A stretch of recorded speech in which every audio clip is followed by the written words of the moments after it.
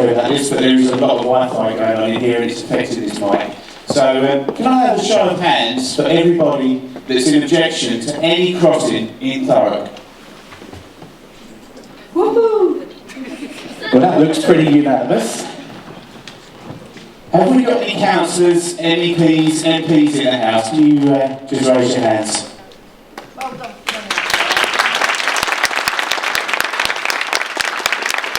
Now, I'm not going to actually ask who you're representing because it has absolutely no bearing whatsoever on this crossing. So, without further ado, I want one more question, and that's how many of you have actually completed the online consultation questionnaire? If there's anyone that wants to carry on the consultation, we can do that today. We've got Wi-Fi, we've got the laptops, we've got some iPads, so maybe sometime towards the end of the show we can take you through it, get you online. So anyway, I'll pass you over to Anne. She's the lady behind the group online Thames crossing proposal. So my name's Matt Jackson. I'm handing you over now to Anne Shaywood. Thanks, Matt. So just a really brief intro. I started the group page around about 2 years ago. From 2009, quite a few of us were aware that there were crossing proposals. There were routes A, C, D and E. That's been shortlisted down over the years and now unfortunately we're looking at just route C. We stand united hopefully in looking at no new crossings in Thurrock or Corporation, hence our banner which we've had. Our great group site has gone from just around about 500 members in the last 3 weeks to now 8,100 members. And I'm sure you can appreciate it's become quite unwounded at times. So I'd just like to say thank you to our small group of admin that are here today to help facilitate the meeting. Okay, so the remit of our group, as I said, is to stand united against any more crossing proposals in Thurrock Corporation. But we want you guys here today to help lead in your community to take action. This isn't about one or two leaders, this isn't about politics, this is about all of us standing together and helping our community. It's about getting the information out there, making sure everybody's aware, making sure that they're filling out the consultations, the petitions, writing to the Minister of Transport, writing to whoever it takes to try and take some action. Because if we don't, if we start splitting into different groups, saying route 1, 2, 3 or 4, then we will fail. That's a simple choice that we have, okay? So I'm going to hand you over now to George, but we'll all be available at the end if you've got any brief questions. But really, we're here today looking for you guys to take action. Okay, thank you. Good afternoon, everybody. So, as Andrew said, we're all here for the same reason, and the admin group actually got together last night to start thinking about some things that we can do as a community to take this forward and actually have a plan of attack, to actually how we can push this back out of Thurrock. So, I think what we'll do is get started straight away, and we do have an agenda. It's a very loose agenda, yeah, because actually this is requiring you guys to participate and give us your ideas, take this ownership back, accountability back to your local community, and start to action this. Before we get started, does anybody have any questions? Brilliant. Great. So, first and foremost, the admin group identified 3 things that we think in the short term is what we need to go after. And just to reiterate something that Andrew said, it's really important that we don't spread ourselves too thin here, because we need 2 or 3 key objectives that will allow us to cause as much damage as possible. If we spread ourselves too thin, it really dilutes our focus. So it's really important that we all take that on board. And I'll stress again, this is not about routes 1, 2, 3, 4, option C, D. This is about us pushing and crossing out of Thurrock. Okay? So, to get started, I apologise I'm standing in the way here. We are looking for volunteers to help with distribution and raising the awareness of the consultation. And actually, I'll be perfectly frank, it actually worried me that not everybody's hand went up when we said, have you completed the online consultation? This is our opportunity to do so.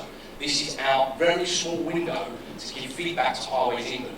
And make no mistake, we absolutely have to take the opportunity to do so. So individually and collectively, you have to make sure that that's being done. Now, if you don't have access to the internet, we're more than happy to help and support and actually get the offline consultation printed to you and delivered to your house so you can actually complete it and send it back.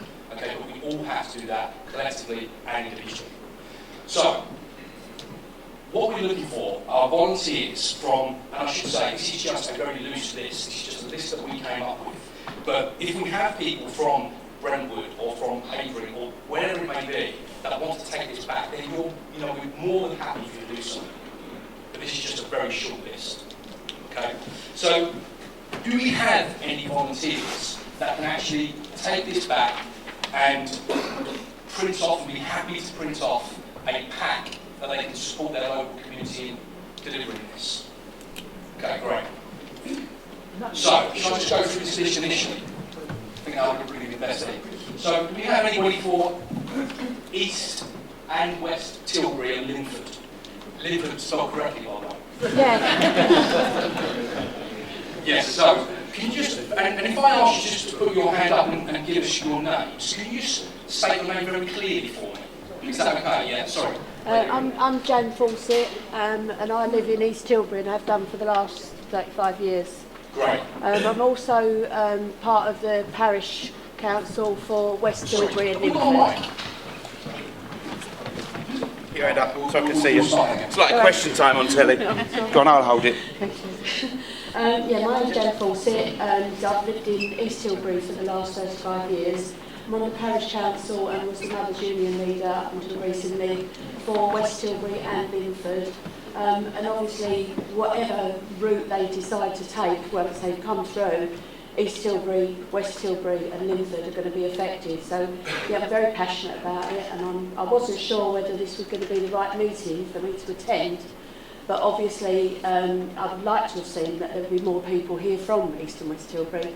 But with that in mind, I'm looking to take it back and try and get something a little bit more productive going on at our end, really, from today. Well, firstly, welcome, and we do, and everybody's welcome, I should say.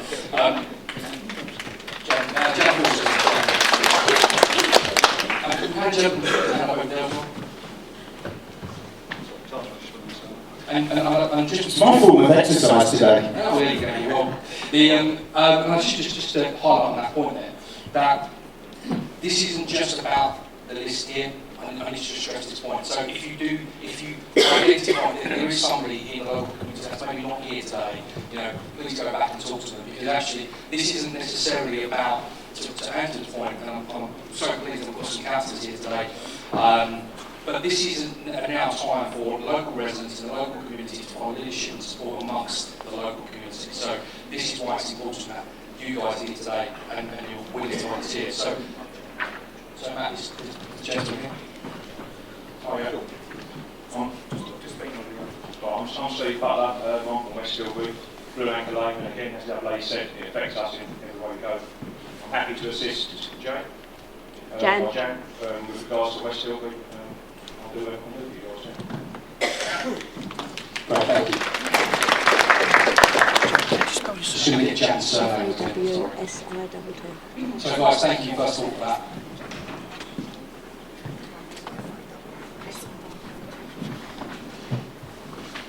So, as part of this here, I'm sure everybody would agree that actually the canvassing element of this piece is very, very important. Just so that, and I think the ambiguity around each individual group is a problem. There is an issue with the consultation full stop, which I'm sure we'll come on to. But what we do need is these individuals here, very kindly put their hand up and volunteer, is to actually talk to people, to actually explain what the route is, to explain how it's going to directly affect their homes, their land, whatever it may be. Okay, so it's not just a case of handing out a leaflet, it's a case of rallying support, speaking to each individual person living in that area and explaining how it's going to impact them. Okay, does that make sense? Any questions on that? I think that it might be a good idea to then provide, for someone to provide a crib sheet almost. Yeah. You need a handful, a very small number. You need a crib sheet with a handful of facts and figures for people, Yeah. So that whatever they're going to be doing, whether they're going to be distributing consultation bills, or just for everyone here really, so that when they're talking to their friends and neighbours and people in shops, they have a few salient points in hand. I'm glad you asked. So, what we've decided to do, Brian and John, Matt, maybe you'll be able to help me out with this. I'm pretty sure from today, we're going to be able to put next week, we're going to put a pack on the Facebook group that will allow people to download and print, so you have an electronic copy, but you'll also be able to print a paper copy that will simplify the consultation document. Okay, because the consultation document is full of jargon, it needs a human approach. Yeah. So this is why we try to simplify the facts, we try to simplify the groups, try to be as factual as possible. We're not experts, but we're trying to interpret in a way that actually will fit local people. Yeah. So you're absolutely right, and I should have stressed that. Putting that together as well. So I think that's an important point, because when we look at the Highways England pack, to actually find the detail and the data in that is extremely hard for the average person. So having that one pager with the maps and all the other information there, it will really sort of drill home to each and every person how this road affects them in the borough. Thank you. So, just moving very briefly on this. So, Tilbury. Yes? Hello? Lynn Morrill. Yes, thank you, Lynn. Yeah, thank you. I think so. So Lynn's happy to help. Thank you. Apologise for spelling one's name wrong. Yeah, just Jan, Steve and Lynn so far. Just pop over to John later on and let him know if he's spelled your name wrong, rather than embarrass him in front of the whole room. Yeah, you spelled Steve wrong. That's the problem. Anybody for Chapel St Mary? Oh, quite a lot of people. Okay, so well, let's start. Where's the mic? Here we go. Where's that mic going? keep your hands up. Oh, it's giving me fitness.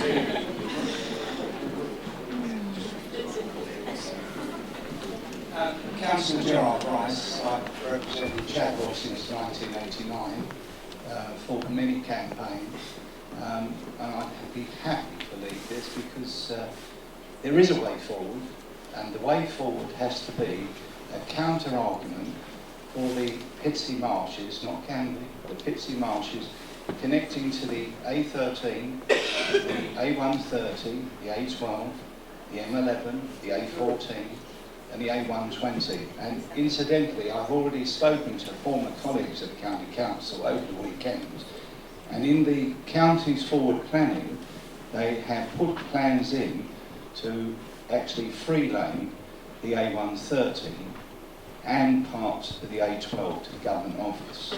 And I think this is the way we should be pushing our objections, and I'm glad what you said. We must be united, because if we start to say, oh, we're in favour of A or B or C or D, the government office will pick us off. If we have one voice and we talk about the Pitsea Marshes link onto the A13, I think we can start to actually win an argument. And the only other thing I would say is, once you've filled this in, you should forget about the minister. The one man in this country that can change policy is David Cameron, the Prime Minister. If suddenly we had 20,000 handwritten letters or typed letters or emails to the government, to his office, believe me, politicians in London will actually take notice of us. And I think that's the way the campaign should go. And I would be most happy to lead Chadwell and any other areas I can help. Thank you. Thank you. I think that's another important point there, is the fact that you've actually got to put pen to paper and write it to these people, because if you don't do it, the annoyance factor for them is totally invisible. So each and every one of you, write in, get your thoughts across. It's completely from the heart, so it doesn't really matter too much about being factual or data driven. Just tell people what you feel about this crossing.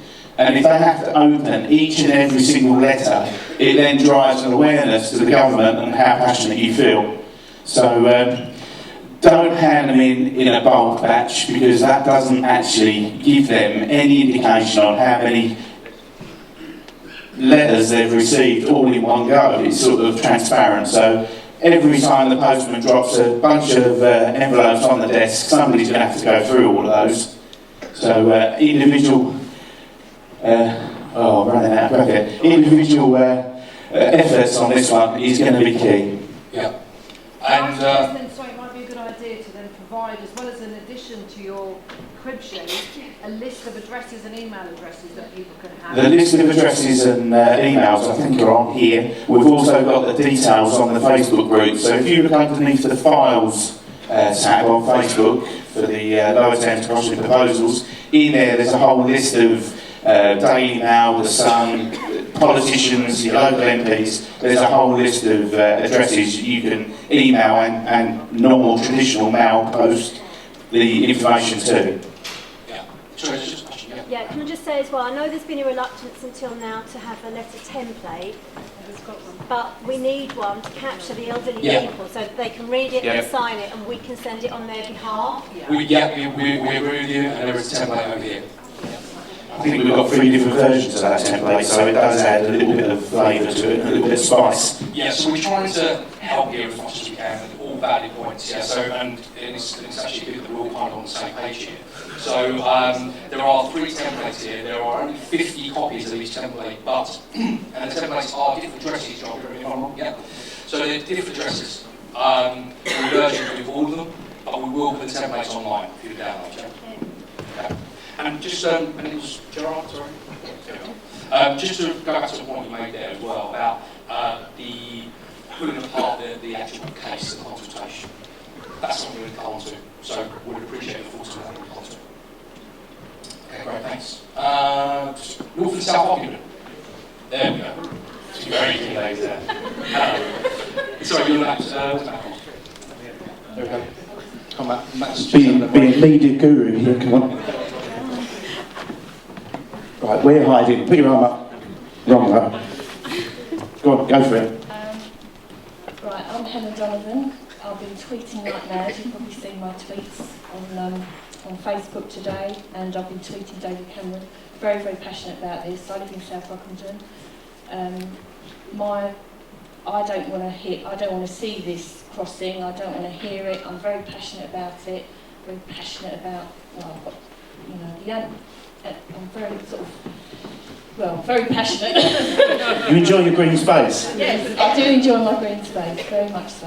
I think it's a travesty that this is going to appear in Thurrock, and I'm sorry to everyone. Good, great.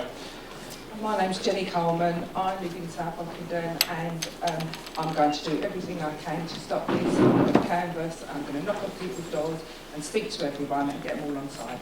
Yeah. Great, thank you. And I'm going to help her.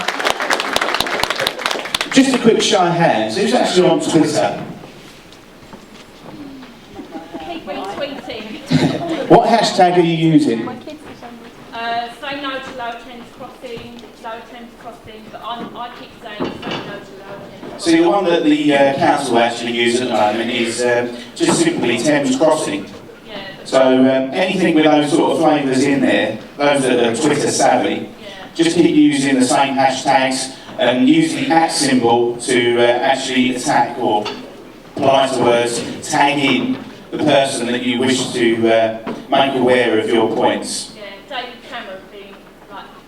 I think there's number 10, David Cameron has actually got one. What we'll do is we'll get all that detail, we'll collate it, and also include that on the sheets on the Facebook group. Is everybody in here on Facebook? Yes. Anyone not on Facebook? Let's hear an answer for those not. Which is a really good thing, because even though you're not on Facebook, you still heard about this meeting today, so that's quite important that the word is getting out there outside of the social media environment. Yeah, and actually just on the point about Facebook, our Facebook group needs to continue to grow, and it's when it gets to the point, and it's actually 8,000 followers, or 8,000 members is significant anyway, but we need to continue to grow, so please continue talking to your friends, colleagues, neighbours, pets, whatever. We need that Facebook group to grow. It's more and more powerful with every single member. Just want to go back to Chapel very briefly, and I appreciate, Joe, you had I know a number of other people did. So please contact Gerard about Chadwell, yeah? So we'll, at least then we'll have a point of contact, yeah? Gerard, when do you do your surgery? Have you got a surgery where you can invite people, or are you going to be going walking the streets and contacting them? I have a regular monthly surgery. I live at 130 Heath Road. I'm around all the time. People can contact me by email, telephone. And what we want to do, and I think it's very important, in Chadwell, we want all three councillors work together, because we're fighting on our community, and that's why it's important for the whole council to work together. And all political parties, and I'm glad to say this to the audience today, have signed up a letter going into the Minister strongly objecting on this. So there's the basis of cooperation, and that's very important. Yeah. So you had your hand up. I'm also a councillor for Chelsea in Russellshire, and yes, I'm full support all councillors working together to stop this from happening. Even yesterday I was out getting people to ask them to sign letters, so we did well over 50 letters, which was something there now. So the process we've already started, but we're happy to join in with any other process that's going equally also. And that's what we explained to residents from the details, telling them about the crossing. And most people are aware of it, that we've spoken to, which is good. And we've only met one couple that were for it, but they're in civil engineering. So they can see the benefits from their side. But the biggest situation for people, apart from the impact on the green space, is pollution. They really don't want the extra pollution. It's going to be hidden from both sides, from where the existing tunnel is and where the tunnel comes out this side. More pollution, more noise, and it's going to disrupt our countryside. So yeah, we're all behind.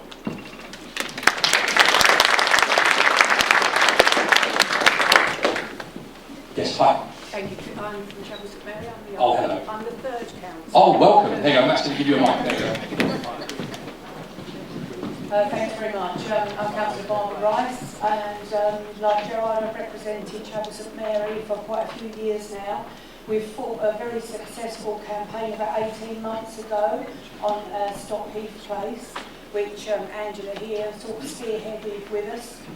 We've got most of the community on board, and we're successful in the planning commission being turned down.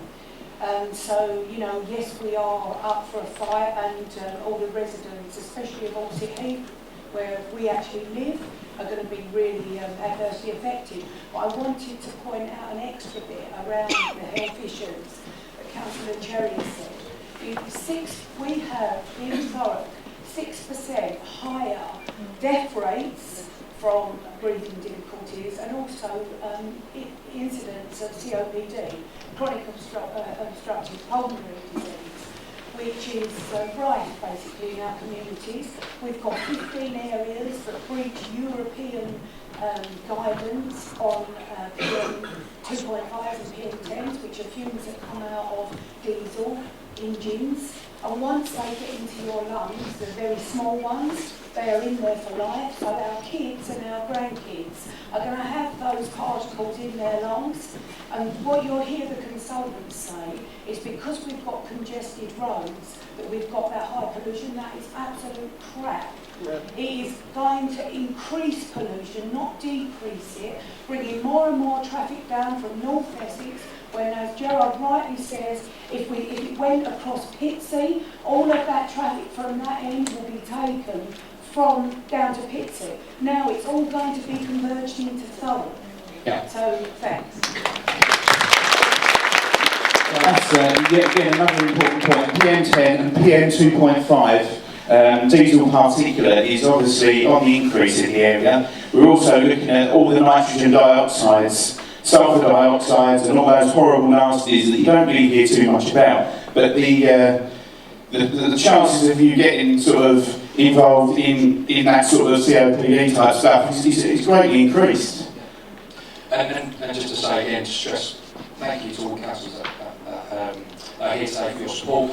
But again, we all stand by you on this. We all agree. So It's now a case of how do we pull this all together, make best use of it, and actually go on the offensive. That's our plan, yeah. So we will push it out thorough.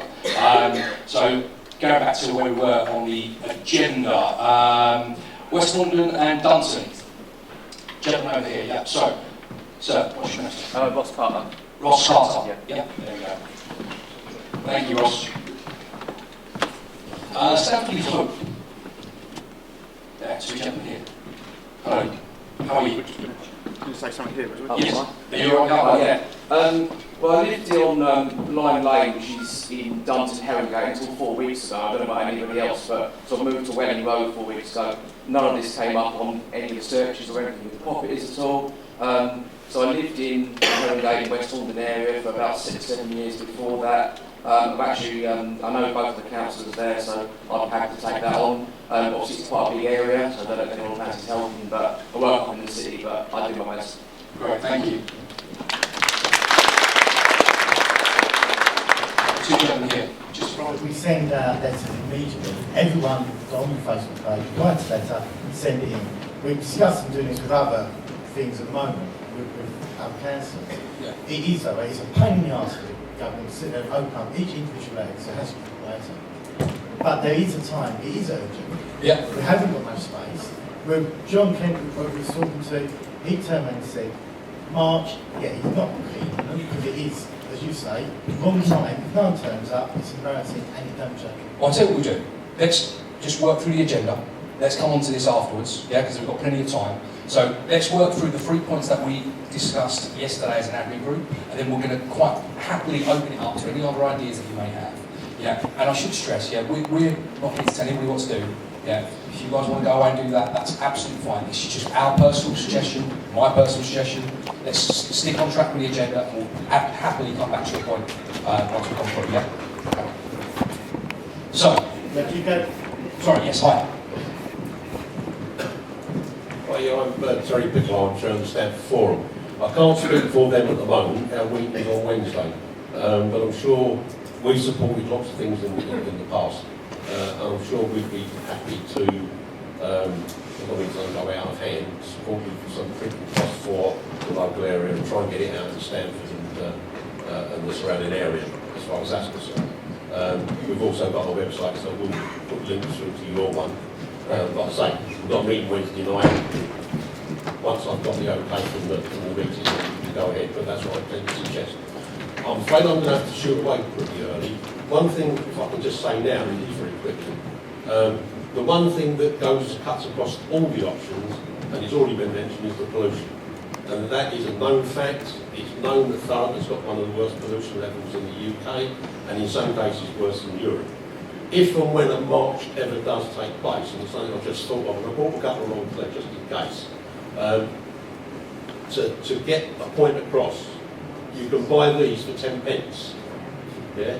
1,000 people marching up on London wearing a pollution mask, yeah, would get attention. Yeah. So at some time in the future, if there is a march, or even if it's something local, yeah, and where there's enough people turning up, and I'll put in, because you can get 50 for a fiver, I'll bung in 20 quid, so I'll buy the first 200. Lovely, thank you. Well, so thanks firstly to your support. I'm sure we'd all love to hear the outcome of your meeting next week, so we can probably catch up offline about what that looks like, yeah. Thank you. Stanford, do you have any more? Oh, apologies, sorry. A little bit slow, it's been a long day. Orsett, so there's a lot of people for Orsett, isn't there? Well, there's literally a lot of people for Orsett. So how do we want to play this? Matt, do you want to quickly dash around for me? Just trying to... Terry, can you speak to John about your second name? Hi, my name's Teresa. I obviously live in Orsett and I'm currently unemployed, so I have lots of time. Plus, my husband has an office at home, doesn't pay for any of his printing or paper. Well, there you go. Does he know? Does he? He will do. He will, but the reality is that I have access to free printing and paper. Also, I was until recently working in the community in Stifford Clays, and I do bits in the community in Orsett. And there, so I'm happy to door knock and go around with as many people as possible. And I also think we probably need a couple of people in Orsett to coordinate it, because there is a very powerful strength of feeling in Orsett for obvious reasons, just because obviously Week 3 is not the third one, and that happens to be here. I'm also aware that Orsett has a very high level of elderly population and I know many of my neighbours don't have access to Facebook at all. So I'm just very conscious that although in here we're all in the 21st century, lots of people just really don't have access to that. And I want to stress that all of the local hubs in the communities, if you don't know what your community hub is, it's very often linked to your community forums, but all the hubs have access to computers, as do the libraries. And people need to be, if they don't have access to computers, they can't do the online consultation, but they want to do it online, they can be directed towards the hubs and the libraries where staff will help people to complete the consultation. Great, thanks. Should we just get one more person for Orsett, and then if we can you just... Teresa, would you do me a favour, just very briefly stand up, just so everyone can see us. So everyone had their hand up. This is Teresa, there you go. That's very easy done, isn't it? One other person, just for Orsett, please. Roger Sloan, Orsett resident, about CBO. I'd like to be involved in the government of the store and also through the A's. I'm sure a few of us will go the whole area. So that's why we're going to Orsett. Hi, Roger. Is there anyone in Orsett who hasn't had a leaflet through the door, even from Highways Agency or the letter that was put out by the local councillors? Sure. Show of hands? Hasn't had it. Hello.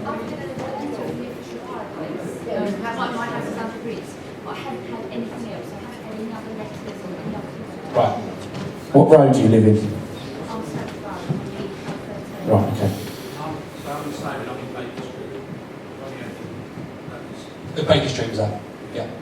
So again, this highlights the need for the community to support. Yeah. Now, look, we all know, and I don't think anybody's going to disagree with me here, that there are fundamental flaws in the consultation process. This is probably not the time or this meeting for that, but rest assured we'll figure out a way where we can pass that back to Highways England with some force. But we'll probably go on to that. Okay. Avery. There we go. There we go, too. There we go.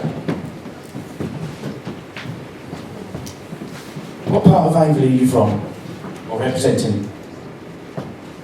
Councillor Tomeko MEP, represent Aveley and also as the MEP for the whole region. I will be writing to the Commission tomorrow about the breach of air quality standards, and will contact our MP to see if it's raised some Prime Minister's questions as well. And similarly, we've got an industrial printer. We've already got thousands of letters that have gone out already. So if anyone does want printing done for their letters, just come by our office in Orsett Road. You literally cannot miss it. And we'll do the printing for you. Lovely, thank you.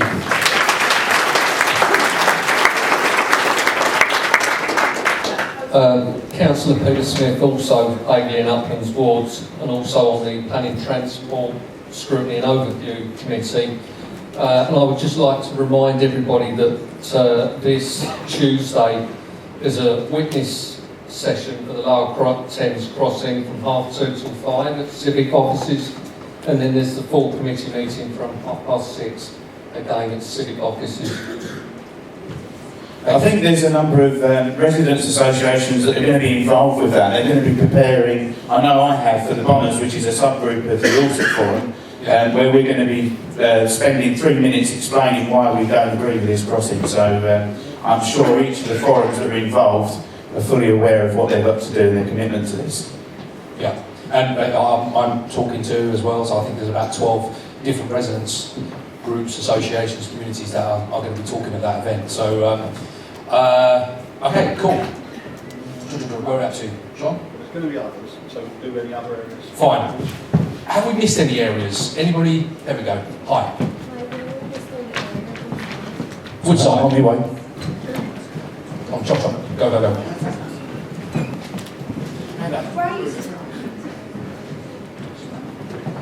Yeah, we're in a small little area, and I've been on Woodside, and that covers stuff about the A13. My name is Sonia, and yeah, I'm more than willing to canvass Woodside and along the A13. Lovely. Hi, Sonia.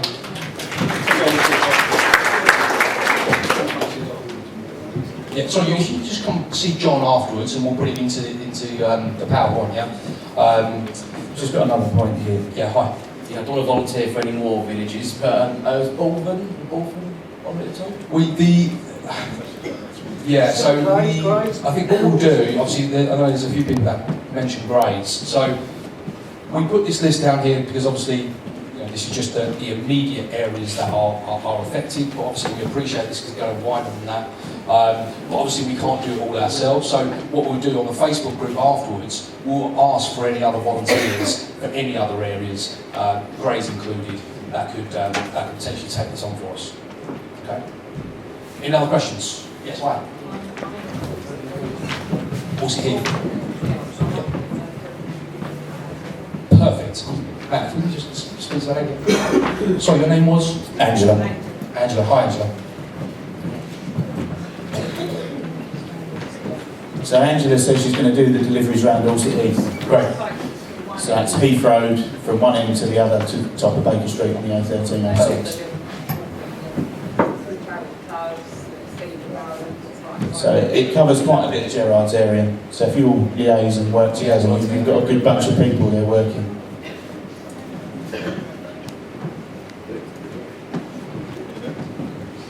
Hi there, I'm Leslie Quigley, Chairman of the Thurrock Riding Club. I know you're going to think, oh, here we go. Right, we're about to put together a schedule which is in booklet form. We do 1,000 of them and they go throughout Essex. My worry is that some will go out obviously before the closing date. Is it worthwhile us, putting a page in there with the big red sign? I can't remember what it says now. No. Oh, say no. Say no. And a copy of the letter. I mean, is it any good at going beyond March? Would it still be viable to keep moaning beyond March? Yeah, so I think this is the main reason why, and I'm sure my friends here will correct me if I'm wrong, why we wanted to make sure the letters were printed so we can continue to send the letters throughout this process. It's not going to be a short process, by the way. I wouldn't like to put a time on how long this is going to take, but the consultation period that finishes on the 24th of March, that's not our finite deadline to start to continue challenging this. So we'll continue to challenge it until they start laying tarmac. So we agree with you, we'll continue to put this on here. The documentation that we're going to put on the Facebook group is not time restricted, it's not restricted just to the 24th of March. And I rest assured that when that 24th of March deadline passes, it doesn't mean to say that we're going to dilute what we're planning. Because we are in contact with other riding clubs throughout Essex, which takes in Basildon, it takes in South East Essex, Benford, Southend. It's, how can I put it? I live in Chadwell and I can refit drop when I'm walking the dogs. I don't mind I go miles, but my land, as you know, George, is next to your house. It's been taken away, as is the bridleway that is part of that. And last count, there's about 150 horse owners in the Orsett area alone between, we say, Brentwood Road and North Skipford. So the riding club can, to a certain degree, we have a website as well, like canvas and get out that way. So can I ask you a question? Do they know? So I assume not all of them live on borough? No, of course they don't know. I mean, I didn't really know my land was being taken until last week, So yeah, I mean that's the way of us getting out. We've got a schedule which goes out to thousands, hundreds of people who come to our shows. We can have placards there and give leaflets out there. We deal with hundreds of people. That's absolutely brilliant. One of the things we're going to come on to is about printing, a GoFundMe page. We know that lots of people like our banners. We want to get them out as much as possible. We want estate agent boards. We've got lots of ideas, but we need feedback from you guys. We also know we need ways of funding this. Offers of printing is fantastic. We need as many printers, free of charge if possible, to print these things, put things in everybody's windows, along routes. We need to take action, but it's not a short-term plan. This is going to go on for some time.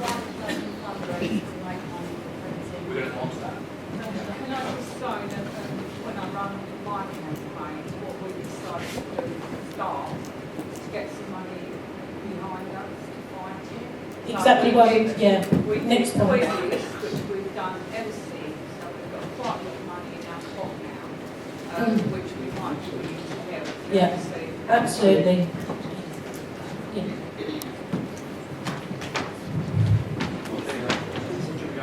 been very quiet until now, but the council have actually, I think the Highways Agency have realised that they've been caught with their pants down in Thurrock. And Thurrock Council have now written to them to ask to have the consultation period extended, because they haven't even got enough paper for everybody to be able to fill a consultation in. We should not be in here deciding who's printing off these consultation documents. They should be giving one to every single household, and then we should be getting to their afterwards. So the council has now employed a team of consultants to break this down line by line, you know, for the amount of money that this is going to cost, so that we, and then consultation, and then consultants would be at the next Thurrock Council meeting, which will now have to be moved away from the Orsett Hall, because the Orsett Hall, one, can't accommodate the people that need to be going there. You know, it's not fair on them to have all of us parking on their grass. That is just not fair. You know, so they can't do it. The next meeting, we believe now, will be held at Tilbury Cruise Terminal, and the findings of the consultants will be given at that meeting, and they'll be able to take us into detail about much better how to fight it. You know, people don't care, we're dots, we're nothing. You know, this is about money, air pollution, things like that. Our houses don't mean nothing. It's took me 2 weeks to find out that this is coming through Tilbury, and people have had CPO letters in Tilbury. They've got 220 letters out and no one knows who's had them, because they said it's data protection. They won't tell the council who's got them. I think it's one of the key points that you just made there is a discredit really to the way this whole scenario has been run, from the council actually not really engaging at a very early stage back in sort of 2008, 2009, then again in 2013, and then again now. The Highways England really didn't expect that sort of number to hit the Orsett Hall on its first day. So that really is a credit to all of you and everybody who've joined the Facebook group to get the word out there to ensure that it is fully supported and everybody's aware. Just to let you know, 150,000 people live in the Thurrock area. So 8,000 people roughly on the group, it's about 6%. We really need to get that word out. It's really good that Stamford's got 13,000, because that brings you up to sort of nearly the sort of 10%, the 8% figure. And for that to be Corringham, Stamford, Fobbing, that really does cover the east side of the borough. We need to get the west side involved as well, because of course pollution involves them. Every piece of air they breathe, they're going to be getting this as well. It's not just us on the central side or the east side. So we need to spread this out a lot more than what we're doing at the moment. So we're going to quickly go on to the next part of our agenda, actually, to position this. So as this continues to develop and continues to grow, it's starting to cost more and more money. And what we need is, to do this properly, we need some funding, and we need to start putting some money together. Make a point, there we go. So our suggestion is to create a GoFundMe page, which is a live page anybody can go onto and donate money. Now, it would be run and it would be supported by the admin group initially. We would happily take on anybody that would support us on it.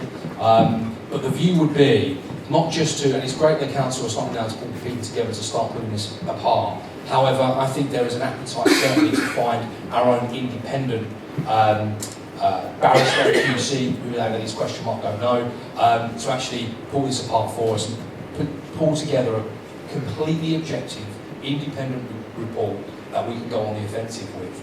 I completely agree with all your points, but also things down to posters, placards, printing, all of these different things, they are going to start to cost money. So our suggestion is to create a GoFundMe page that will allow us some flexibility, allow us as a group to become a little bit more nimble.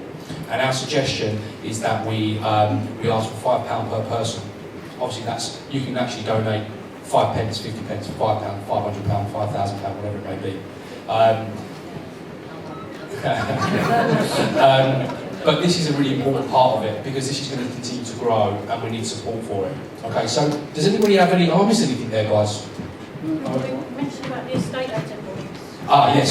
So we would look to possibly get those at cost and then possibly sell them to people for £10 with the money going back into the GoFundMe page. Yeah, so I'm not sure if everybody heard Angela's point there. Yeah, but I know actually local businesses and whether it be printers, whether it be I mean, printers is probably the key one, but anybody that can help us, we will be very appreciative. And we're not necessarily fussed if there's a local business that is, wants to put their tagline on the bottom. This is about, the greater good here, which is some key printing that we can actually use in the community, whether it be estate agent balls that just simply says no to a crossing in Thurrock, would be great. But this is ultimately going to start costing money. Does anybody have any thoughts on the GoFundMe page? I mean, if we're going around the streets distributing and talking to people, again, a lot of people will not have access online, and it might be a good idea. I mean, I don't know the legalities, but you have to be a registered charity in order to do collections from individuals, but not for crowdfunding, right? So online. Yeah, but the problem is lots of people are not. Well, actually, no. I think the legality is in order to collect. Well, if you're out there going around to people's houses, for example, my neighbours, and a lot of them don't have access to the internet, and I'll mention GoFundMe, and they might say, well, there's a fiver, put that in the fund, for example. I mean, I don't think there is legislation that stops you. Is there? So I think the key thing on this is, and so there's a few comments that were made about you have to be a registered charity to go and collect on the street. Well, look, our intention is to not necessarily collect on the street, and when we're canvassing support, it is to solely talk about the route and how it's going to be impacted. So the GoFundMe page will be, my understanding, will be an online crowdfunding page where there is no legislation involved in supporting that. But what we're going to take that away. We'll look at the legalities. We'll look at the how that can potentially work, and then the feedback again on the Facebook page and launch it by there as well. Any questions? No. Hi. Is everyone in touch with Gravesend? Obviously, there are super problems over there. Gravesend. If we're going to walk or march or anything. Yeah, it has to be. Yeah, we've already started reaching out to our friends in Gravesham and Gravesend and so on. We have actually got some people from Kent here, so I'm just making my way round. Put your arms up. How you doing? What's your name? What's your name? Where you're from? My name's Linda Allen, and I've been on Facebook. Somebody might have seen some of my posts. I'm very concerned about the environmental side. And I mean, we've got roots over in Tilbury as well. My mum comes from Tilbury, so we just wanted to come to show some solidarity.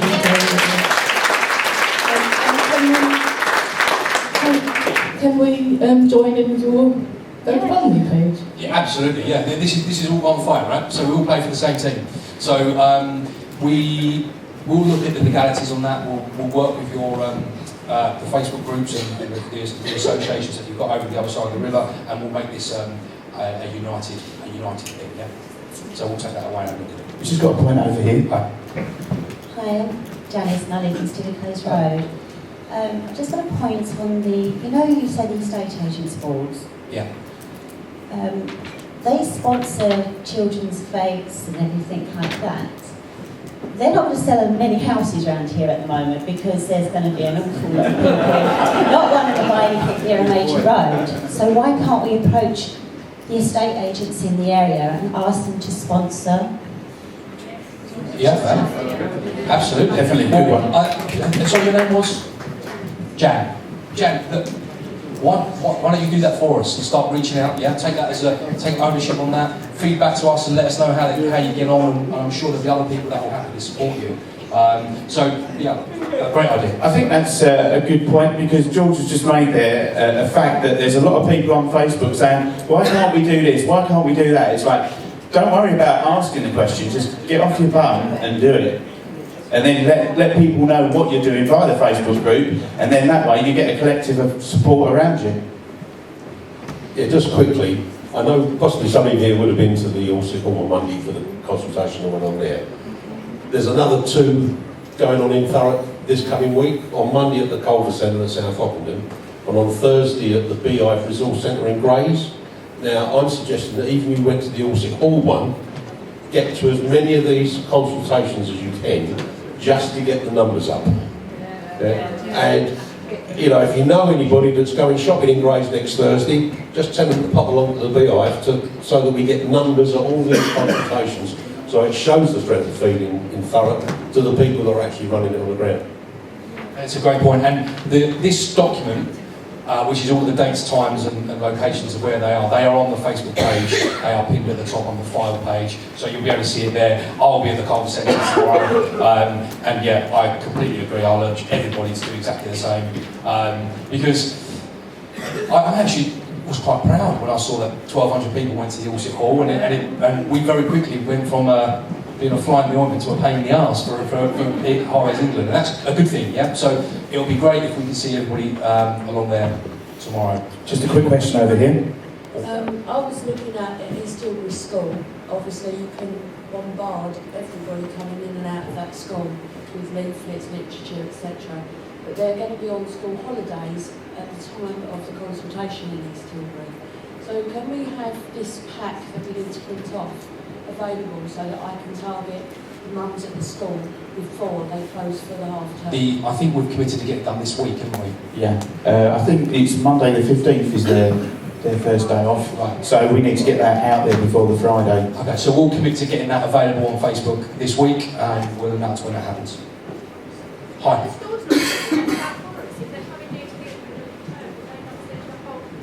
I'm just going to give you a mic, sorry I didn't catch that. I was just saying, could they not, the schools, not send a letter out? If they're doing an end of term letter going out, all the schools in the area, possibly, could I you don't know. approach them and ask them to send a letter out to everyone? Yeah, I mean, I don't, we haven't approached them. I mean, it would be.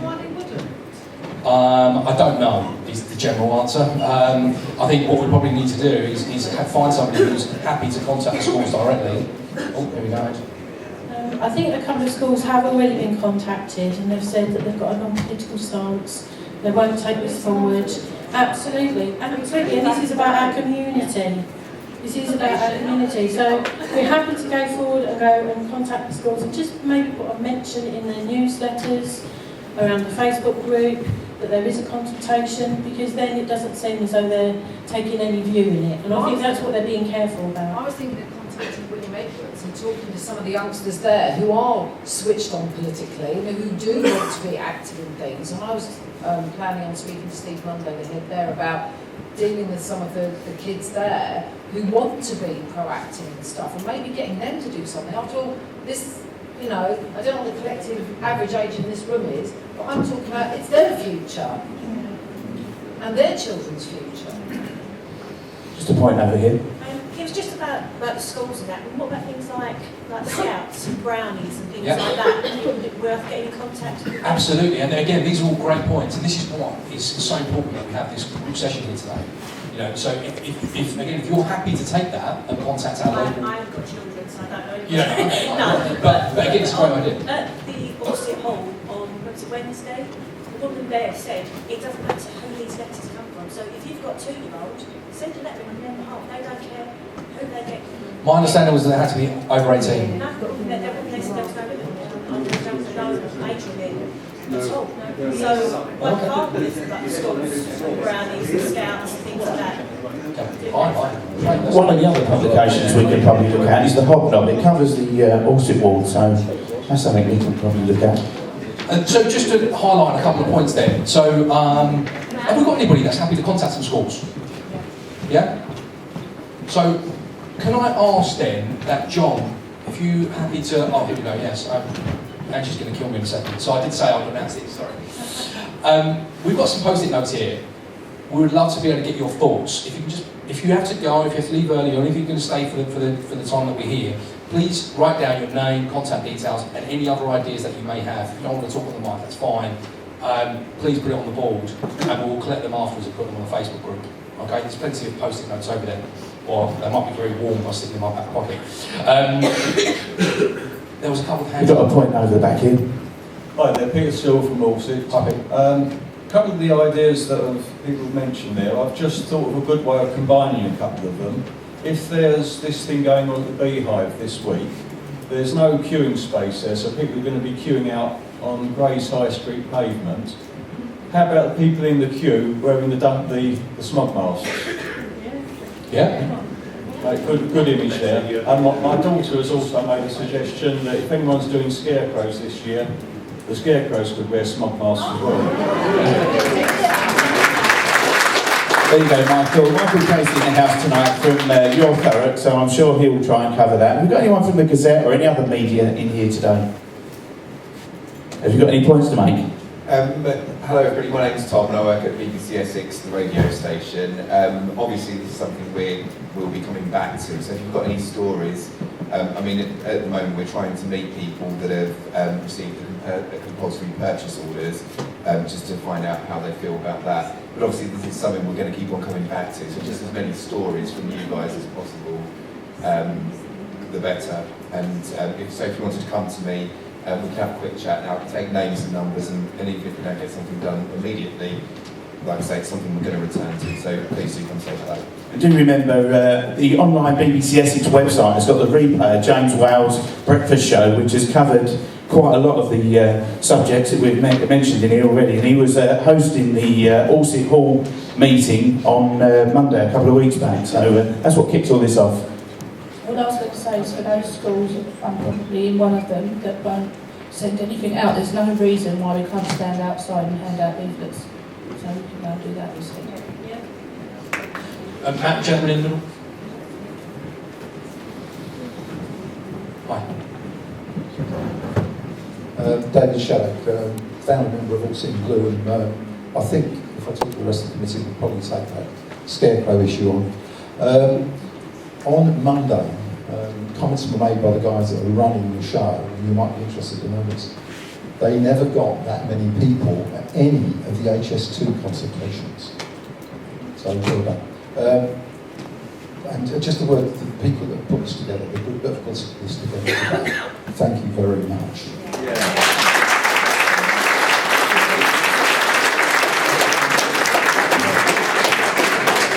One thing I would like is to clear up, if we can, and it's really the process that we're in. My understanding is that this is being treated as a national scheme or significance, of national significance, a project of national significance. My understanding of that is, because it's sponsored by Highways England, it's not being handled by the Northern Inspectorate. It's handled entirely by them. They will then make a recommendation to the Minister at some time after this consultation period. If I'm wrong, please tell me I'm wrong. I'd like to know I'm wrong. The Minister then, without reference to anybody else, can produce a thing called a development consent order. When that happens, job done. Nothing else can stop it. If I'm wrong, please tell me I'm wrong. We've got MPs in here, we've got councillors in here. This whole process came about from an Act of Parliament 2011. A process to accelerate schemes like this.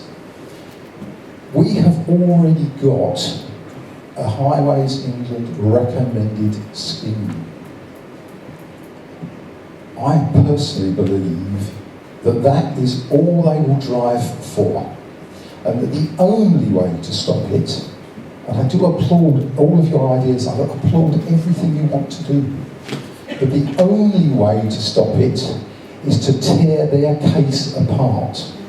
And the most encouraging things I've heard here today, there's a statement from the MEP about what he proposes to do with regard to our own opinions.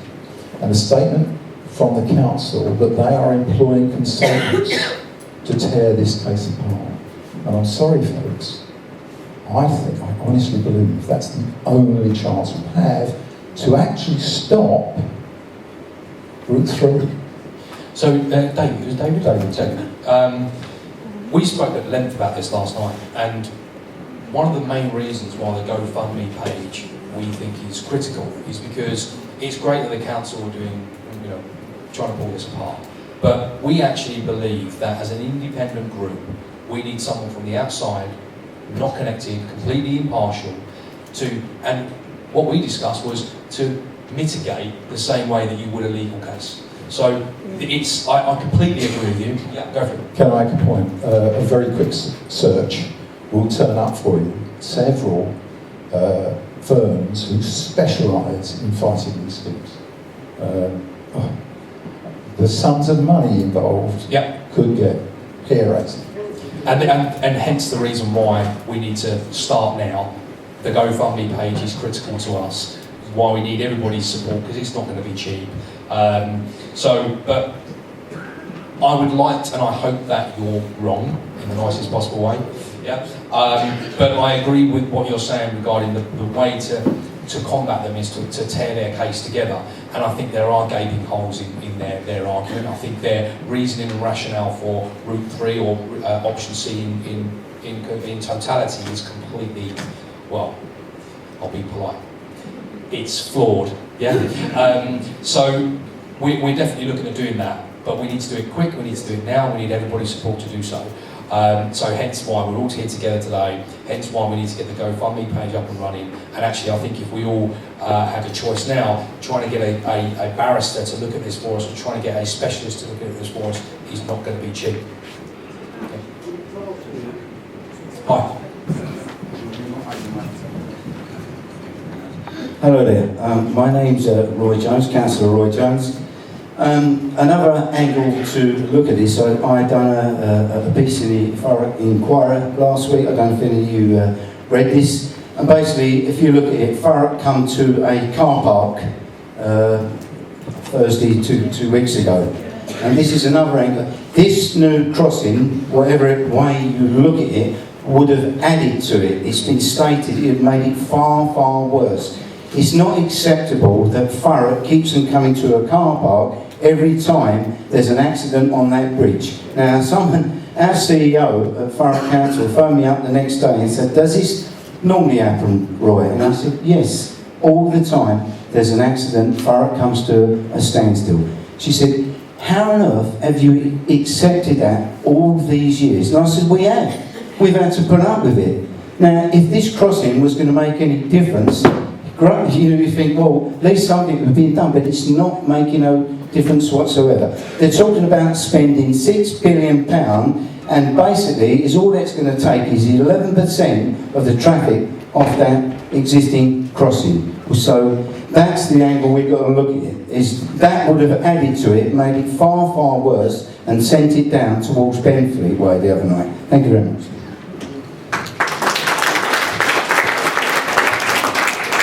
Roy, I don't think anybody would disagree. What we're talking. I don't think anybody would disagree with you, Roy.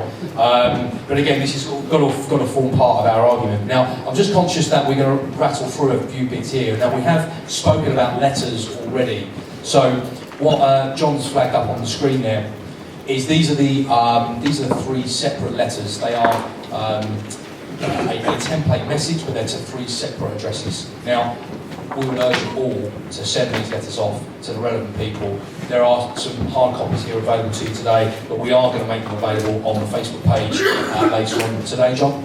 Yeah. Those are the 3 points that... Yeah, oh, hi.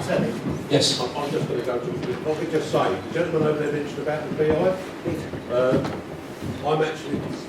We're actually running... I actually work at the Beehive. There is going to be some more things because we put a load of gazebos out in the garden. But what I will say, I'll get the 200 masks that I said I'd purchased to start with there for Thursday. So if you turn up on Thursday, you can all have a mask to wear. So there will be a photo shoot if anybody wants it. To our friends in the media, there you go. Thank you. Thank you. Yes. Us, yes. Okay. So, we have already spoken about this already, but I'll touch on it again in terms of local business. Along all of the routes, and actually outside of that, there are going to be local businesses that are affected. Have we got any local businesses here that are going to be affected? No? Yeah. Who's much already? But yeah, but point being, not all of them are aware, point one. So, whilst Highways England, that is their job, and I appreciate that, we can also help. Because I'm right in understanding that, as an example, the golf course weren't aware. Okay, so there you go, that's just as an example.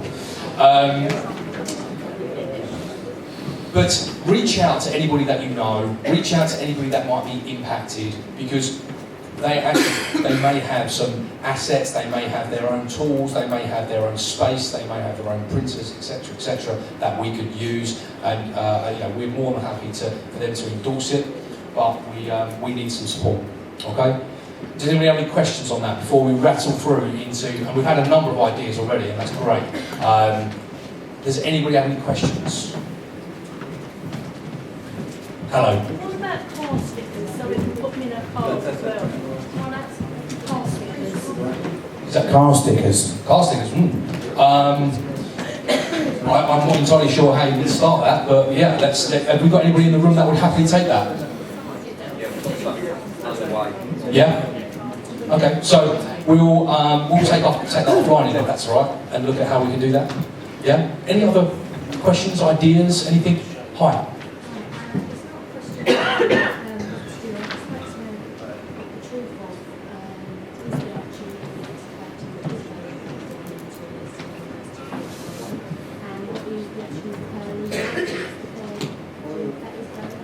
Yeah, the difficult thing there is that we would like answers to those questions also, and the meeting today, unfortunately, we're not going to be able to give the answers to that. I think it's probably a question worth asking tomorrow at the Culver Centre, and every other at the Beehive. Right. So, yeah, again, it's a tough one because it's difficult for us to answer that here. Yeah, I think we've all got the same questions. So I would absolutely urge you to go and ask that question to the powers that be. On that, are there any questions that we should be asking the highways in meetings coming up? Because I can't get the feeling that rather than just go there and moan and grumble a lot, if we ask specific questions and bring the answers back to the group. Do you know what I mean? There are specific questions that we should be asking, there are specific points that we should be challenging. And if we all have the information, we can all make. I think, unfortunately, we're all in the same boat. We're not all technically minded in this respect, so all we can do is try and go through the documents and fight what they're actually proposing. One of the things is they said 13 to 14% of traffic would leave the M25 at this new junction. But one of the things that I found out, for example, is that every single petrol tanker and HAZChem carrier will be diverted onto the new crossing because they're making a new crossing extra large to carry difficult traffic. Yeah, I think that's an absolute given in this day and age. When those existing Dartford tunnels were made, they weren't taking into account at the time the size of vehicles, what we now see on the roads. So they have to get escorted through. The new tunnels have decent fire systems, they have ventilation, they have extraction. It's a much more technically advanced tunnel, and it will take HAZChem and all the petrol tankers that go to sort of the Corriston area. So what it means is that percentage of traffic using the new crossing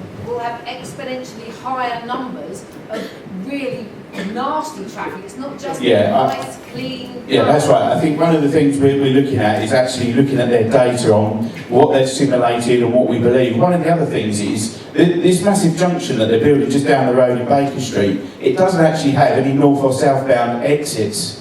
So that means every tanker or every vehicle, HGV, that comes out of the new port will have to take the Orsett cog to connect on to the new road, which means that is going to create an absolute bottleneck in the eastern part of the borough, and that isn't acceptable. So that's one of the things that I think we're going to obviously collectively go back and fight, but these are the sort of things we need to pick out of that document. Yeah, because of course the whole point is if we've got huge numbers of tankers and HAZChem, you haven't got to be brilliant to figure out that in that case the chances of an accident is going to be higher, especially on or off ramp. And the problems with tankers and HAZChem is they carry really nasty stuff, really dangerous stuff. So once again, I just think the fact, because they kept that quite quiet, the fact that actually every logistics company in the area is going to be sending all of their tankers through the new crossing, all of their HAZChem through the new crossing, all of their difficult traffic. So we're not just going to get 17% of ordinary traffic, because a large amount of that 17% is going to be the worst kind of traffic. Can I just make a point miles an hour, yeah. Can I make a point about questions to ask highways in London? Yeah. I don't know if you went on Monday. Yes, There was maybe 1 or 2 people there that were actually really involved in this process. The rest of them are trained, smiley, happy people. They're not going to be able to tell you anything whatsoever. If Mr. Potts is there, by all means, harangue him. But the rest of them, we're just media trained people with highways England papers on. They'll not be able to answer any difficult questions. That was quite amusing. And then telling us, because one chap who specifically told us that DP World were actually funding option C, 3. He actually said that. When I asked him for a quote, of course he backtracked, but he had actually specifically said that DP World were funding option 3, which I thought was quite interesting. So, yeah, it's if you look at the Facebook group, there's a number of posts and questions and comments that people are making. Actually, you can probably form a pretty good argument from those posts alone. I think the fact that we are coming out in our numbers and asking some pretty direct questions can only, it's not going to be a bad thing, but to John's point, there are some pretty smiley PR people there. But take the time, and I would queue up to speak to anybody of significance at Highways England. Yes, hi. Sorry, Jan Fawcett again. Hi. Just adding to that, what about the cuts that they're making to the fire service in this area? The impact that that's going to have? Yes. Obviously, they're increasing the amount of traffic if they go ahead. They're going to be increasing the amount of traffic that's into the area, but they're going to have less people to be able to respond to. Do you know what, and Jan, you know what, there's nobody here that's going to disagree with you, and that's an equal concern for all of us. I think. We've also got the additional houses that have been built in the area, and just adding to the point about the media people standing there with their smiley faces, they proposed 2,000 new houses in East Tilbury. They came down to the Barty factory, and there was a lot of media people with smiley faces. Weren't expecting the amount of people that were going to turn up to question why do you think this is a good idea. So I think we need to keep the pressure on. Absolutely, yeah. And the pressure is absolutely the one thing that we do need to do. Matt, if you just, I think Roy had a question over here. You're getting your money's worth today, you know. Why not? I'm going to intentionally go. Where we go? Put your hands up. Roy over here. Actually, you've just brought me on my pet subject here. I'm also chairman of Cleaner and Greener at Thurrock Council and Public Protection. And what you just said about fire and rescue service cuts, at the moment on the table, consultations they call it, fire and rescue service, as the police, but fire and rescue, they're talking about cutting the services in Thurrock, minimum third up to a half.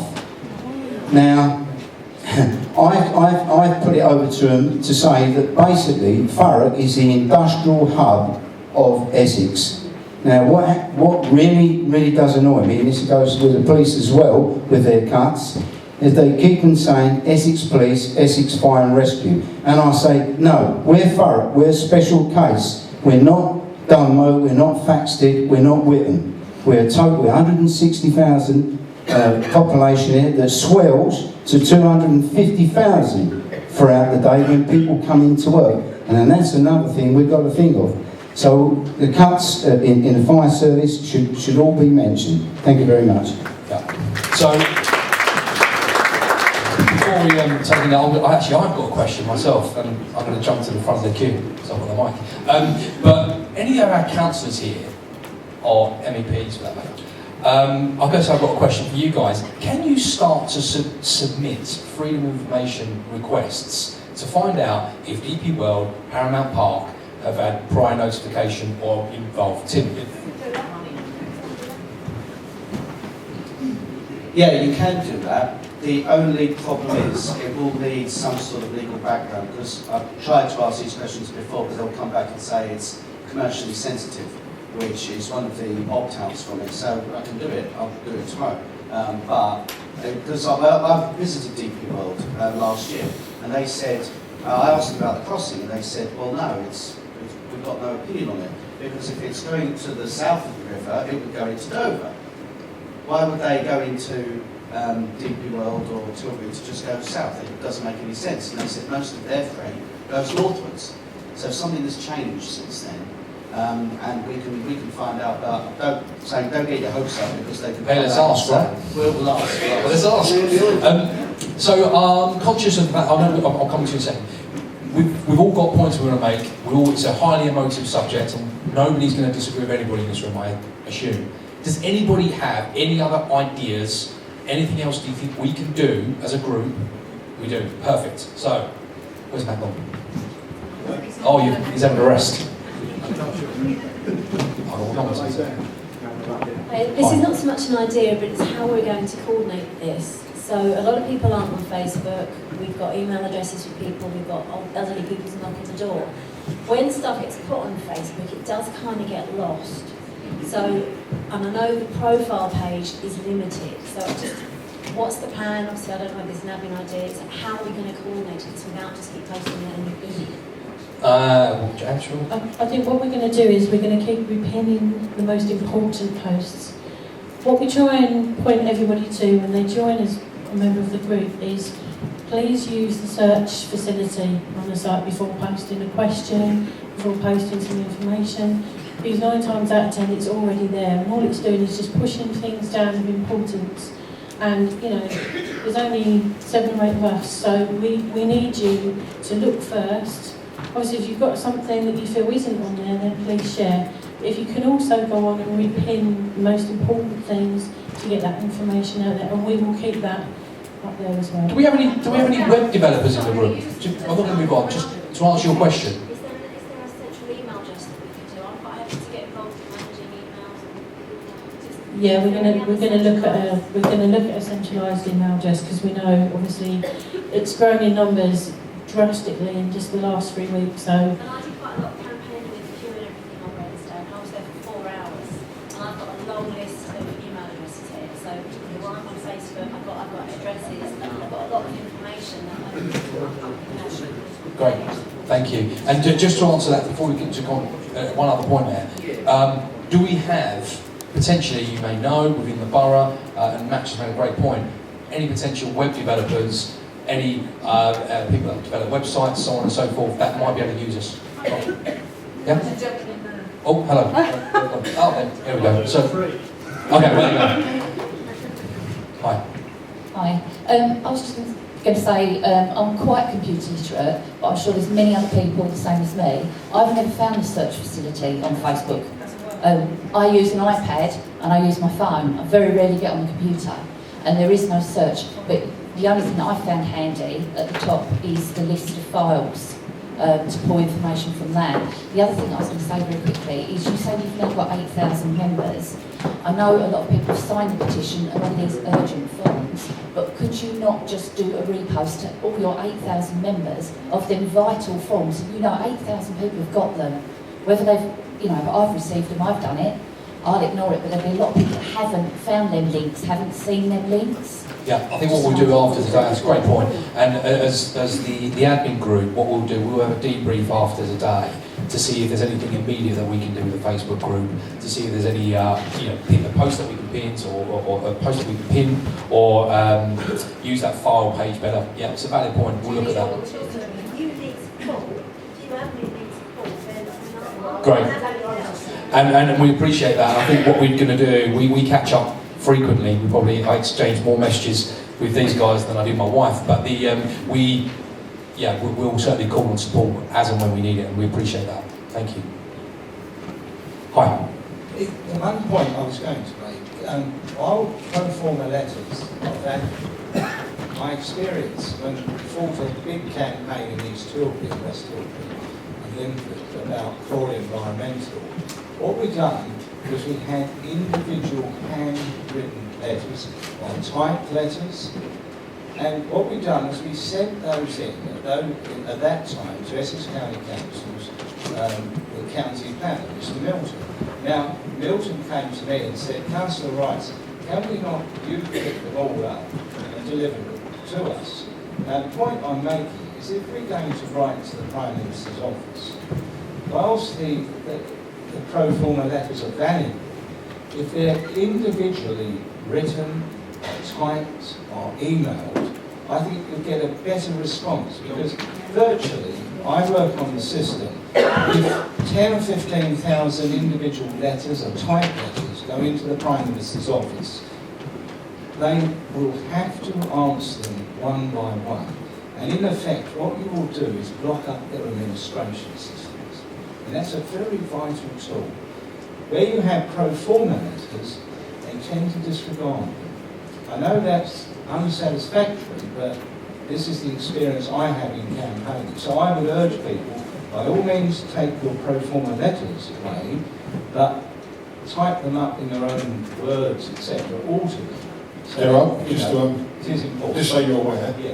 we've got pro forma letters. On the bottom of each letter, there's a box for people to handwrite their individual comments, so that they don't get regarded as a pure template letter. So we had anticipated that that's how they would deal with those letters. So George is holding them up now. There's probably a third of the page at the bottom for people to handwrite their own comments. I mean, we're more than happy for people just to take some of the key points on there. We've kept it fairly brief. And to expand on any of those where you think personally it's going to affect you, your children, your families, your work, your life, whatever. It's just really an opportunity as a starting point for you to use. But you know, again, as Gerard said, we urge you all to write in individually. That will make a difference. Hi, my name's Mike Porter. I'm born and bred in Thurrock. I've been a resident for West Hill for 20 years. I'd just like to ask an initial question with regards to the structure of the group, the admin group. Do you have individual roles? Is there a leader within the group? I know, George, you seem to be taking the management effectively, but do you have specific roles within that group? Ange, do you want to take that? We started off just purely, well, I started off just purely starting the group page for information because I thought it was vital to get that information out there. As our numbers have rapidly grown, as we said, in just the last 3 weeks, we've gone from just a few hundred to 8,100 today. It is about our key roles being informative, telling people the news, events, pro forma letters, anything like that. We're not taking the lead on this. We're asking you guys to lead in your community. We will help you, we will support you, we will facilitate that. But this is about everybody pulling together. Okay? Within our admin group, there is no leader. It's as simple as that, we're all equal. If I could just follow up on that, I think the group has grown, as you quite rightly said, and you're doing a fantastic job. We are getting to the stage where we do actually need a bit more structure, I think, with regards to who is actually in the group. Who is going to be the spokesman for the group going forward. And with regards to we need to make it public aware, not just us as a community, but Thurrock and Essex. This needs to be a public awareness thing. And to be able to make it publicly aware, we've got to have experts in media, experts in marketing, experts in all of that side. And within 8,000 members of this group, we must have some of those experts within that group. Yeah, valid point, I think. I can't disagree with any of that. The fact is, we've got, 8 people that manage 8,000, so it's going to become a really tiresome job for us to continually manage that Facebook group because there is a lot of varying opinions on there, and what we're trying to do is keep it positive and keep it directional. I think what we're going to try and do is get a blog page going so we can use that as a general body of information, so that will have the key points that anyone needs to refer to. That will be like the place to go. The Facebook group, it's just an online presence as anything, so I think in terms of formal groups and bodies and that sort of thing, we're not going to be going down the realm of forming a governance of that group. That group is just there for information only. What might happen, however, outside of that is we might find that we do need to form a committee of some sort to ensure that there is guidance, there are the professional people in place, we've got the connections with the media, the politicians and all that sort of stuff, and hopefully our guys on the council, hopefully they can step forward and obviously point us in the right direction so we're legal, we're above board and we do everything that we should be doing correctly.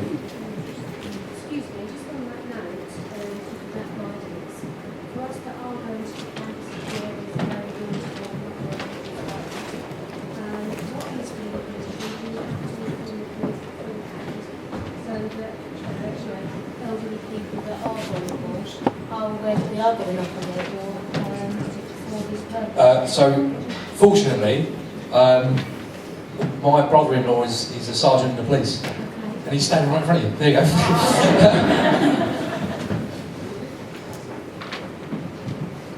Good afternoon. But from a police perspective, if you're going door to door en masse, the only people that you can call up and elderly residents, obviously we get some bogus callers, burglars, that sort of thing. You don't need to notify the police, but if you want to speak to local PCSO or call 101 and an emergency number and let us know, there's no harm in it. If you are challenged, all you need to do is identify what you're doing. By all means, you mention my name, Terry Fisher, most will know me. So It's not just their safety, it's also something there is not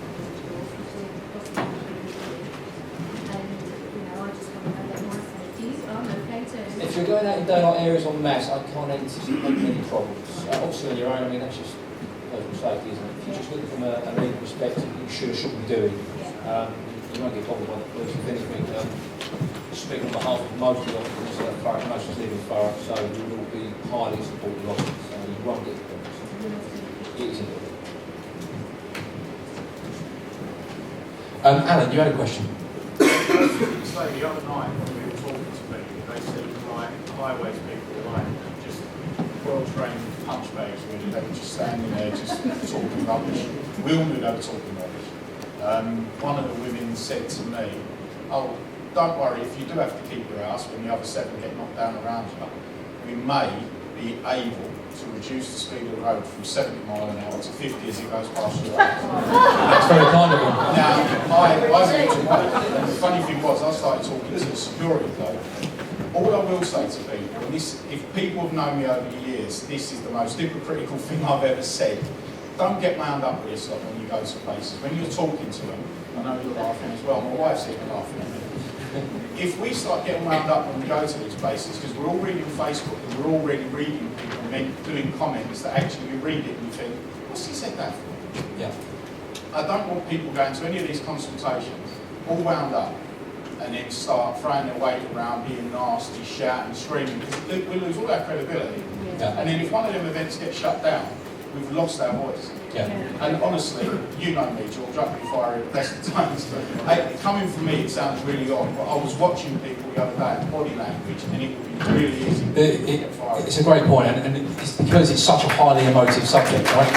So, and to reiterate that point, if anybody didn't hear it, it's important that we keep our cool. It's important that we're factual, that we're challenging. There's nothing wrong with asking a very direct question, by the way, and there's nothing wrong with being challenging of the answer if you're not happy with the answer, but it's a case of maintaining our cool, not getting aggressive, and maintaining our credibility. I think a point here Angela's just made is when you're in these consultations and you ask a question and you're not getting the sort of things that you want, take the guy's name or the lady's name and then use that in evidence as well, that the consultation isn't really there as a proper means to sort of use leverage and be sort of bullshit about it. It's something that we're passionate about and they don't seem to appreciate that passion. Yeah.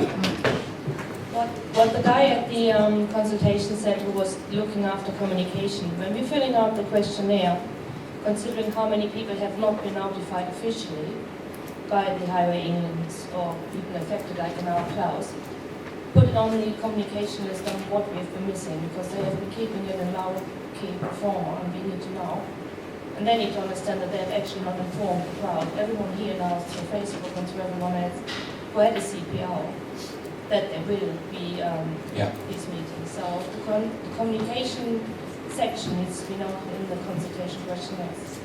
Yeah, but a lorry driver in Reykjavik has got a dart charge email. Yeah, that's frustrating. But right, there was a question over here, Simon. Was that you? Matthew Torrey. I'm an ex-M&A review. And you said that the groups in Facebook group has a small percentage of the total population of the borough. So, would the admin group or you guys be able to put together a leaflet template we can bring out and organising groups and activities, and you can hand those out knock on doors, because I've spoken to a few people about this and they said they're a little bit concerned, but they don't have the facts, and I feel that Highways England has kept information from people. So I just think it's raising awareness. Yeah, and raising awareness is our number one goal right now. Yeah, to make sure everybody's informed, make sure everybody is aware. I think if we can drive interest to the Facebook group, then that's a starting point. But we need everybody to complete that consultation, and we're looking for any ways that we can do that. So, you know, if where are you from, my friend? Riverview. Oh, Riverview. Okay, fine. Okay. One of the points even the council struggle with is actually connecting with you guys. Even if you look at something like the Thurrock Gazette, the coverage isn't really that great. The Inquirer doesn't really go out there neither. So we're really fighting an uphill battle here. Anyway, right, next question. I just want to ask about the CPO letters, because I didn't think they were CPO letters. I thought just like awareness. No, there's two. There's one that, and please correct me if I'm wrong here, but it says that we may require your land, being one of them. And then they've sent blanket letters out to everybody, informing them of the consultation. Now, I should position this. So, a house directly opposite me has received a letter that says we may require your land. I haven't received a single thing from RSE. Right? So, the least I say about that, the better. However, I appreciate what you're about to say, and I can hear you. They're not actually CPOs. They're letters that say we may require your land. Okay, so there is the compulsory purchase order won't actually arrive until or potentially arrive until the route has been safeguarded and it's gone down that road. And that's quite a way off. Yeah. Do we have any other? I'm conscious of We've got a time. point over the back here. Oh, hello. I'm Frank Waller, I actually live on Orsett Thames. Just been making some inquiries about where does all the money go. Last year there was 136,000 vehicles on average use the crossing. It's designed for about 135,000. You can get 160,000 vehicles. Now, cars pay £2.50 and heavy goods vehicles pay £6, which I think is disproportionate. At the moment, there's a French company, Sanef, who's responsible for the tolling, so they're getting paid for that. But the actual crossing itself is managed by the crossing company, which everyone says is a French company. Well, it is a French company. It's a very large company called Vinci, and it's also partly owned by Ringway, which is an English company. You've probably seen Ringway do civil engineering works. Vinci is a massive company, and it owns in the UK Northwest Hulls, and it also owns Taylor Woodrow Construction, so you can see the size of it. It carries out PFI schemes. So for them to carry out a 6 million PFI scheme on a toll road would be quite small. But the point I'm trying to make is you're dealing with very large international companies here who the government have employed, but at the end of the day, the government are making money out of this.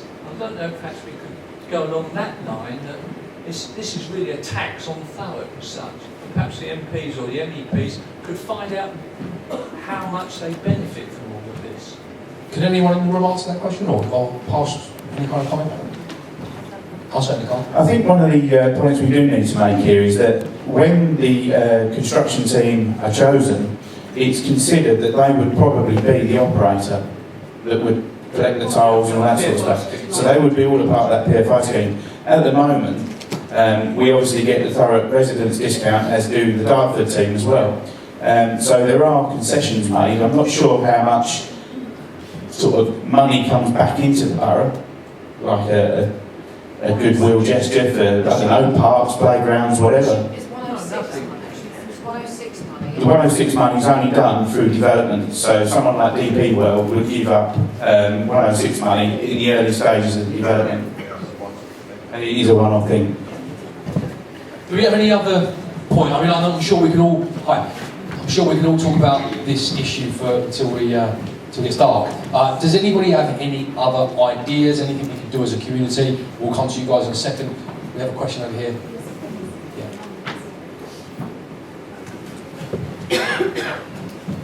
Hi, I'm Veronica Prince. It's my petition on 38 degrees, and it's going up and up and up, as you can imagine. Well, I started this in 2014, and so obviously it's now relevant, and I don't really know what to do with it, to be be perfectly honest.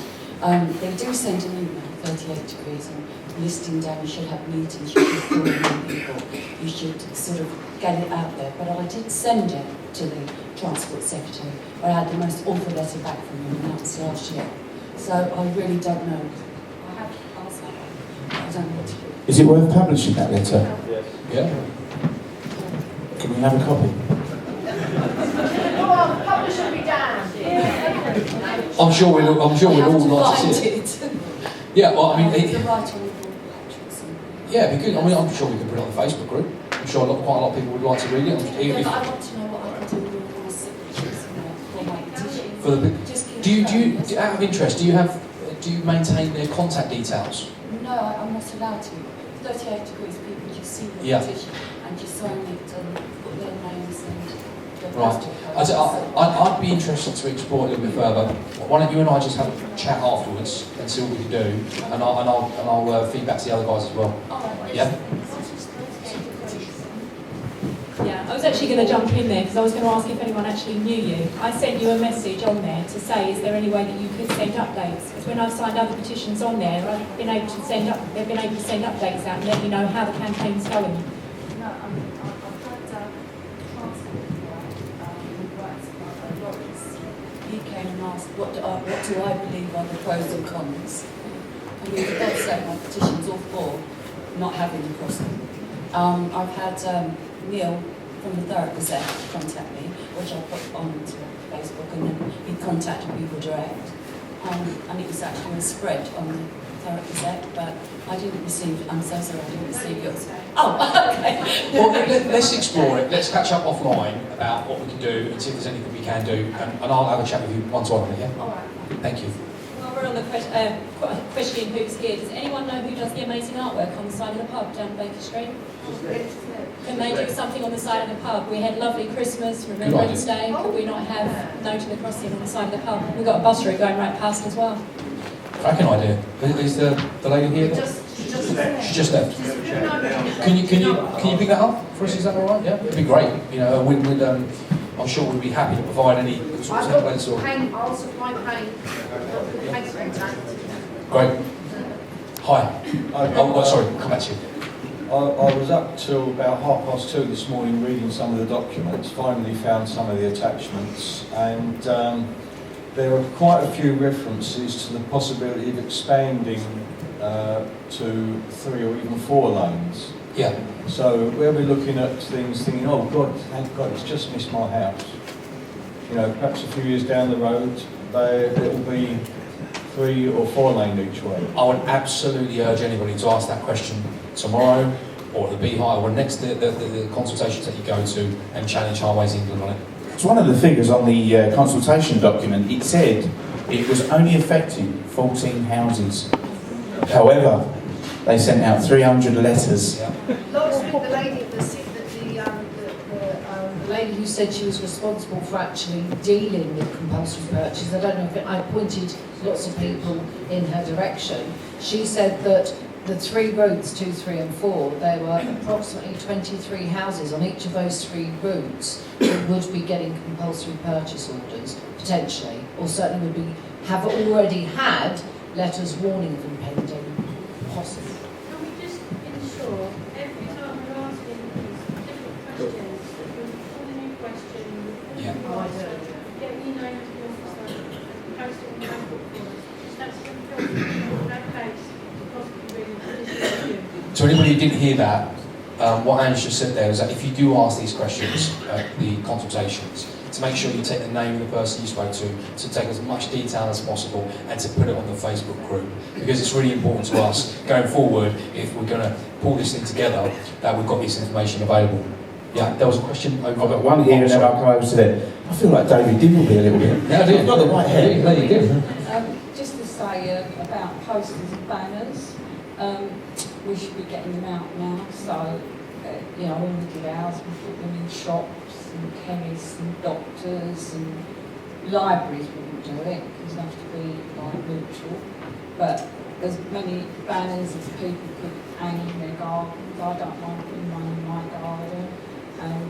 you know, we've got to do it as soon as possible. Yeah, completely agree, and hence why we're all here today, hence why we've got people that want to take this on and go back to their local communities. Just as a matter of point, Angela lives near a development on Orsett Heath, which would be pretty much on top of the motorway section that comes through Heath Place Farm. So that's quite an important thing, because that development... And it's an opportunity to be creative, yeah, we want as many eyes on this as possible. So if there is an opportunity to do so, I completely agree, by the way, it should have happened 2 or 3 weeks ago, but all we can do is look forward and do it now. So, yeah, completely agree. We was over here somewhere. We've all got to be really, really passionate. Yep. And unite, I mean, talking about everybody, Oxford, Ainley, Kent, Thurrock, we've got to meet up and thoughts behind it. That's how we won. Yep. We had a big, so we knew we was on a historical green belt. And basically, the other big, so I went over and had a big, and that's the way Well, we had a yeah. aeroplane, and I found love through roundhouses, bows, monuments. I could go on and on. So unless we all really dig and fight. I think the fact that we've got 100 odd people here today taking up their Sunday afternoon to do that. We had 1,200 people turn up at Orsett Hall. There was a a similar number turn up in Kent on the first consultation. This will go on and on and on. Yeah, the passion we do. You're absolutely right. So your name was Angela. Angela, nobody in this room is going to disagree with you. Yeah. So you're in safe company. We all agree with you. We need to stand shoulder to shoulder on this. So yeah, I completely agree. Can we check the councils about the neutral side? Roy, the neutral stands from the council, like the libraries, the schools, do they have to remain neutral on this? There's no side to be taken. It's not political. It's not a council. There's no portfolio, nothing like that. We've all voted against this, Chris. So it is going to the libraries. The libraries So there don't do isn't it. community hubs have all got it in. Yeah, so it's not and the community hubs are part of council services. Okay, fine. That was a private development, so it may be a bit Right. different. This is, Thurrock Council are bang behind us. Yeah. They are. Okay, great. Thanks, Ross. Bye. Sorry, going back a few points. With the compulsory purchase, I know they were saying, 14 houses, etc. On Route 3. I've received one of those, the more detrimental letter. But how close have you got to be to what they're going to do to know whether your property will become compulsory or if you're just, Well, there's no- an outline threat? So at this moment in time, there's no way to know that. That all I can say is that in the consultation document, Highways England have used 10 metres. So 10 metres from where the plotted road would be. However, I need to stress that Highways England, I'm going to say about Highways England here, and I apologise in advance, that it is just a proposed route. So at this moment in time, once they've safeguarded the route, and they will then start to do detailed drawings of exactly where that will go, that is when they'll start to issue or start to talk to local residents. So 10 metres is what they've suggested so far. And I should say that 60 metres is what it was for the HS2 line. Just to get that in sort of proportion, 10 metres is roughly the width of 2 carriageways on one side. Yeah. It's roughly the width of this road. Just got a point here. Go for it. Just wanted to clarify with the councillors. So are you saying the libraries can therefore put the consultation papers and all the rest of it in there, and any Thurrock schools, not academies, I assume, or are you saying that you can't? I don't know. You can't with the school. Why not? There are academies. Yeah, I said what were the ones that weren't academies? Probably we could be outside the schools. Yeah, but what about within the schools, the ones that aren't academies, and asking them to put the letters out? We can ask them. Yeah, well, because obviously if you're saying you're standing behind the people of Thurrock and you agree that you don't want crossing, then surely any I know, but any ones that you're in charge of, therefore.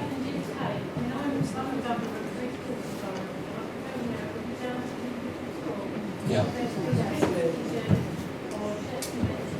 think all we can do is reach out through the council to get them to encourage maybe the school to make parents aware.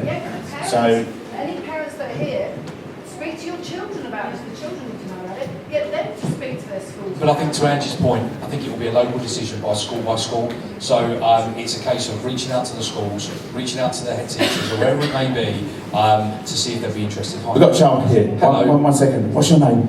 Emma. Where are you from, Emma? Haven Primary. Do you reckon you could write a letter as part of your English assignments at school?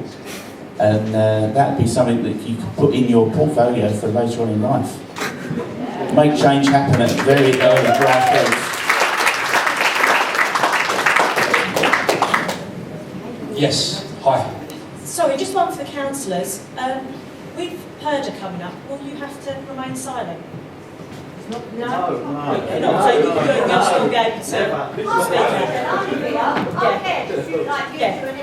Okay, no, that's fine. I didn't have to. I know we've got urgent. You've got to buy houses in another place. I want my children to buy houses in Durham. Yeah. I see my grandchildren. You know, at the moment they're saying, Mum, I don't even know what to do. I've got to buy the same as you. I'm really Cool. No, that's good. That's great. Yeah, so again, I'm going to stress we all play for the same team here, so you know we're all surrounded by friends. No, I know. Yeah. I'm just going back to the CPO letters. Yes, I spoke to every single representative at the meeting on Wednesday, and one of the key points that came out is they may decide on a route, but once they start designing it, that route can move. Yeah, I heard that too. Yeah, so I think, again, we're not experts here, right? We're certainly not experts. We're here to just rally the community and see what we can do. Again, I'll stress that we continue to ask those questions, yeah? George, we asked the same question to the property expert as a consultation regarding how close you have to be. You would only get a CPO if it's affecting your leasehold land, i.e. not 10 meters. You can be within a meter, it doesn't matter if they don't need your land, you don't get a CPO. So they're giving misinformation. This is one who's going to another consultation to ask the question. Because we have had different answers to that question already in this group.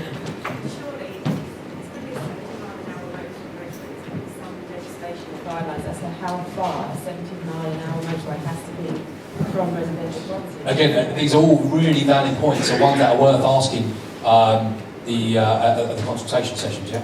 Conscious of time, can we take one more question and then we're going to hand over to Kim from Horndon Forum, who's going to do a little wrap up for us. So we'll take one more question. Can you start if there's any more ideas? Because we're kind of stuck on casting. What was that, John? Can you ask us any further ideas that we haven't covered? Okay, right. Is there any further ideas that we've not covered? Yeah, I've been to 3 meetings so far. I've seen MEP all 3 times. Don't know who he is, but I do now. What about the 2 MPs? Where is their role in this? Right, we're not even going to go here on that one because it's not political, and if we do explore that avenue, it will end up being political. So what I'll do now is hand over to Kim. He's from the Horndon Community Forum. Thank you very much, Kim. Hi, I'm Kim Tolson, and I've just recently voted in.